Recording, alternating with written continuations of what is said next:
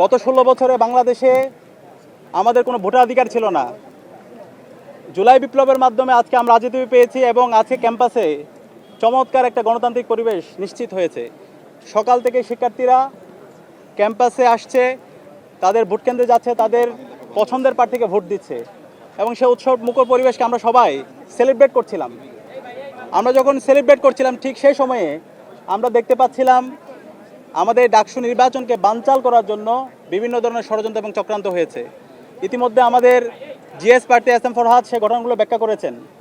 আমরা দেখতে পেয়েছি সর্বপ্রথম ইউলেবে যে সেন্টার আছে সেই সেন্টারে পোলিং এজেন্ট যারা আছে এবং অবজারভার যারা আছে তাদেরকে ঢুকতে দেওয়া হয় না প্রায় হচ্ছে 1.5 ঘন্টার মতো। এই সময় ওখানে কী হচ্ছে সেটা আমরা জানি না, প্রায় 2.5 ঘন্টার মতো। এরপরে আমরা 21 হলের আমরা দেখতে পেয়েছি স্টাফদের কারচুপি, একই সাথে আবার টিএসসির যে সেন্টার সেখানেও আমরা কারচুপি দেখতে পেয়েছি। আমাদের অবস্থান পরিষ্কার, যারা নির্বাচন বানচাল করতে চায় তাদের বিরুদ্ধে বিশ্ববিদ্যালয় প্রশাসনকে ব্যবস্থা নিতে হবে, তাদেরকে অ্যারেস্ট করতে হবে, তাদেরকে থানায় দিতে হবে এবং তাদেরকে যারা নির্দেশ দিয়েছে তাদেরকে খুঁজে বের করতে হবে। আমরা বিশ্ববিদ্যালয় প্রশাসনকে লিখিত অভিযোগ দিয়েছি। বিশ্ববিদ্যালয় প্রশাসন আমরা অনুরোধ করব দ্রুত সময়ের মধ্যে এই নির্বাচন বানচালের সাথে যারা জড়িত আছে তাদের সবার বিরুদ্ধে যেন দৃষ্টান্তমূলক বিচার আওতায় নিয়ে আসা হয়। প্রিয় সাংবাদিকবৃন্দ, আপনাদের মাধ্যমে আমরা ঢাকা বিশ্ববিদ্যালয়ের সকল শিক্ষার্থীদেরকে আহ্বান করব, এই ডাকসু নির্বাচন এটা শহীদদের আকাঙ্ক্ষা, এটা জুলাইয়ের আকাঙ্ক্ষা। এই ডাকসু নির্বাচন সফল করা সেটা আমাদের সবার একান্ত দায়িত্ব। নির্বাচন বানচাল করার জন্য যারা চেষ্টা করছে তাদের বিরুদ্ধে আমাদের ঐক্যবদ্ধভাবে রুখে দিতে হবে।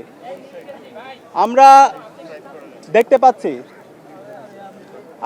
পাচ্ছি আমাদের যাদেরকে আমরা বন্ধুপতি মনে করি, আমরা যারা জুলাই সহযোদ্ধা ছিলাম, তারা আজকে এই নির্বাচনকে বানচাল করার জন্য একটা পক্ষ বিভিন্নভাবে ষড়যন্ত্র এবং চক্রান্ত করছে। সে জায়গায় আমাদেরকে দায়িত্বশীল আচরণ করতে হবে। যারা এই ধরনের ষড়যন্ত্র এবং চক্রান্ত করছেন আপনাদেরকে হুঁশিয়ার করতে চাই, এই ঢাকা বিশ্ববিদ্যালয়ের শিক্ষার্থীরা জুলাই বিপ্লব এই ঢাকা বিশ্ববিদ্যালয় থেকে শুরু করেছিল এবং খুনি হাসিনার পতন করেছিল। যারা আবার এই ঢাকা বিশ্ববিদ্যালয়ে অস্থিতিশীল করার চেষ্টা করবে, যারা ঢাকা বিশ্ববিদ্যালয়ে ডাকসু নির্বাচনকে বানচাল করার চেষ্টা করবে, তাদের পরিণতি খুনি হাসিনা এবং ছাত্রলীগের চাইতে খারাপ পরিণতি হবে। আমি অনুরোধ করবো সবাইকে দায়িত্বশীল আচরণ করার জন্য। এই নির্বাচনে হার অথবা জিতের কিছু নেই।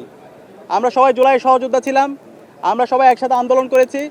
এই আন্দোলনে আমরা সবাই প্রত্যেকের পরিচয় ভুলে গিয়ে কমন গোল নিয়ে ফেসিবাদের বিরুদ্ধে আন্দোলন করে আজকে দেশে আজাদি এনেছি। এখন এই জুলাই বিপ্লব পরবর্তী আমরা যদি সবার ঢাকা বিশ্ববিদ্যালয় নির্মাণ করতে চাই, সবাইকে একসাথে কাজ করতে হবে। এক্ষেত্রে শিক্ষার্থীরা আমাদের যাকেই বেছে নেবে আমরা তাকেই মেনে নিব, কিন্তু শিক্ষার্থীদের উপর যদি আমরা আমাদের জোরপূর্বক কোনো কিছু চাপে দিতে চাই তাহলে এটা হিতের বিপরীত হবে। শিক্ষার্থীরা তাদের ম্যান্ডেট পেয়ে যাদেরকে প্রতিনিধি হিসেবে নির্বাচন করবো আমরা তাদেরকে মেনে নেব।